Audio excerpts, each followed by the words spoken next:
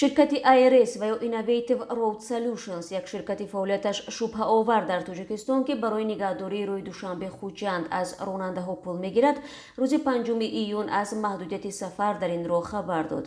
Ба гуфтаи ин ширкат ба хотири таъмини нақби истиқлол ҳаракати нақлиёт аз Душанбе ба Хуҷанд соатҳои 7:00 то 10:00 ва 13:00 то 16:00 манъ аст. ҳаракат аз самти Хуҷанд ба Душанбе низ аз соати 10:00 то 13:00 ва аз соати 16:00 то 19:00 номумкин шудааст. ронандагони гиромӣ бояд донанд ки аз соати 19:00 бегоҳ то соати 6 субҳ роҳ ба ду самт кушода буда, ҳаракати воситаҳои нақлиёт бидуни монеа имконпазир аст, гуфтааст ин ширкат.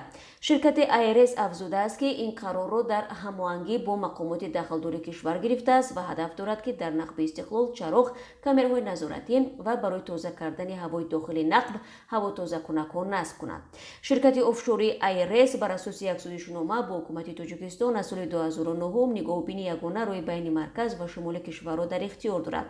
Дар роҳ чандин плазаи толингӣ марказҳои пулчинӣ насб шудааст ки барои истифодаи роҳ аз мошинҳои сабукрав ва боркашон ҳаққи роҳ мегирад.